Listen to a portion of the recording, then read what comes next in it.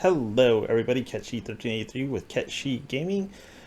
So this will be my first impressions of Starfield. And to be honest, it's probably going to be my last impressions of Starfield because after 10 hours, let's say 11-ish hours of play, I'm not really interested in completing this game at all. I haven't encountered any game-breaking bugs or even crashed for that matter, but there's a lot left to be desired for this game, especially if you have it on PC. I'm playing it via the Game Pass, and there's a reason why I did not purchase this game. It's a Bethesda game. It's kind of like buying an EA game or a Ubisoft game. You kind of just, expect something bad to happen. And I was right in that regards. And anyone who is playing this game, I hope they do it via Game Pass because this game is not worth the purchase, at least not at what they have it at. $70 is way too much for this. So if you're playing it on PC, there's a few issues depending on your hardware. And I've seen people post their stats on their rigs. Some people have very advanced rigs that struggle to get to 30 to 40 frames a second. Some people are saying they're having an okay time with older software. I guess, doing okay. The things that I come across are occasional, stoppages where it'll just freeze smack dab in the middle of it for a little bit and then resume. But the one thing it does do all the time, let me just pull up a clip for it. Welcome to UC Distribution. Something I can do for you? So whenever I start a conversation with an NPC, at least in a city, it will sort of run the audio, but the screen will be frozen, and then it'll unfreeze, and it takes a while for the game to catch up. As you can see, it just had the captions in the bottom, and no one was talking, because that already happened. I've had reports of other people just crashing and doing a lot more skips or chugging along at around 30 frames per second on PC, regardless of what they do, lower the frame rate, the graphic settings and stuff like that. What you're watching now is on my PC, and it's not exactly a slouch. I don't remember the stats, and to be honest, I don't really care about putting them on there. It seems to be running smooth enough outside of the cities. This is the yard orbiting the moon, in case anyone cares to know what location it is. And I'm not sure what the frame rate's gonna be, since my editing software might actually alter. It didn't ask me to, so I'm gonna assume it's running around probably 60 frames per second. It just has a few issues when I'm talking to NPCs. Now let's bring up the Xbox Series X footage though. Now I don't get that weird sort of glitch where the NPCs will play the audio first while freezing and then wait for the animation to catch up. That it doesn't do. This, I have no issues with the Xbox Series X version in terms of actual gameplay. It does feel a little sluggish. I don't know if you can really tell all that different from the footage that I'm playing right now versus my PC.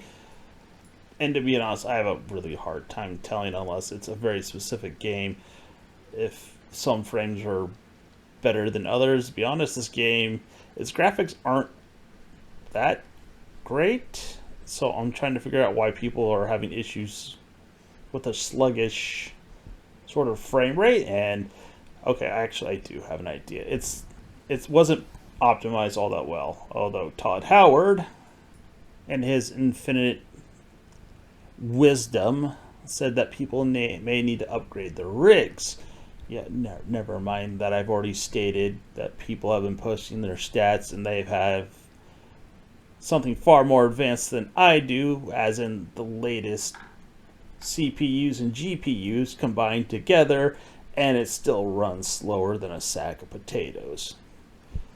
So, of course, Rod Howard saying it was optimized when it clearly isn't. There's plenty of data points to show that this was not optimized for PC or maybe certain GPUs and CPUs. Maybe. But for the most part, it obviously was not well optimized. It was definitely optimized for the 360, Xbox Series X, but PC, that's a whole different story. So let's get to the actual gameplay part of this. And to be honest, I found the game kind of boring. I mean, yes, I'm only 10, maybe 11 hours in, but it definitely reminded me of two different games.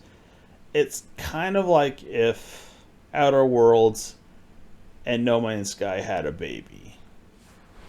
I mean, it has very similar game elements to each of them. The combat definitely reminds me of Outer Worlds, while the exploration part, particularly on the planet's surface, on what parts you actually can go to, remind me more of No Man's Sky, especially when you can collect a whole bunch of materials while just on the surface. And it wasn't all that interesting. Yeah, I ran into a few locations here and there, like an old shutdown refinery that had a bunch of pirates in it, which was far more exciting than No Man's Sky. But that soon ran its course once I finished that and was started to look for something else, finding that distances between events was long and painful. And on top of that, these creatures, like the one you see on the screen, kept killing everything. Just everything. Like the predators just kept killing anything that wasn't a predator. And they do it in short succession too. On top of that, the AI isn't exactly particularly smart, or it does weird things. Like right up here, I'm boarding a ship where I'm rescuing a vanguard, and my one crew member that I have is just sitting there sweeping. Or when I was back on the planet, the guy I was supposed to be escorting is shooting at this little bat thing way out in the middle of the sky. No idea why, just for whatever reason, I was obsessed with just killing something way out in the distance. And on top of that, he was standing in a gas cloud. Or something that emitted a gas cloud. And that's just my, in general, first impressions.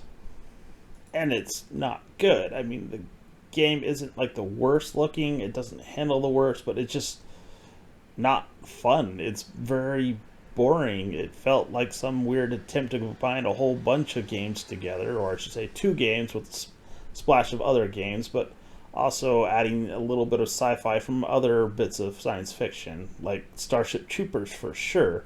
In order to become a citizen of the UC, you have to serve very Starship Troopers of them.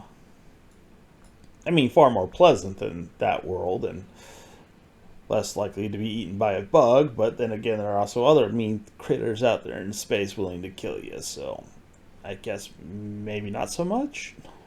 I'd probably have a better opinion if the PC version was better optimized, or probably even just optimized, but it's the platform I prefer to play on. I feel so much better with a keyboard and mouse versus a controller, which it's a lot clunkier to use versus a keyboard, especially because of how they combine some buttons on the controller, like the flashlight and the scanner are the exact same button.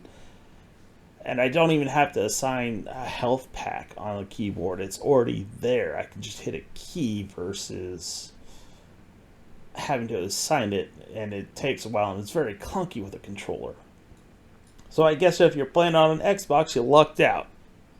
If you're on a PC that's having issues, sorry. But otherwise, I would not recommend paying for this game right now. It needs like a steep discount to be worth paying for right now. 70 is way too much. 50, kind of, maybe. Maybe. It's a kind of a stiff maybe, but it's still a maybe. But otherwise, yes, if you have Game Pass, go for it. Play it to your heart's content with Game Pass. Anyways, if you made it this far, thanks for watching. Have a good one.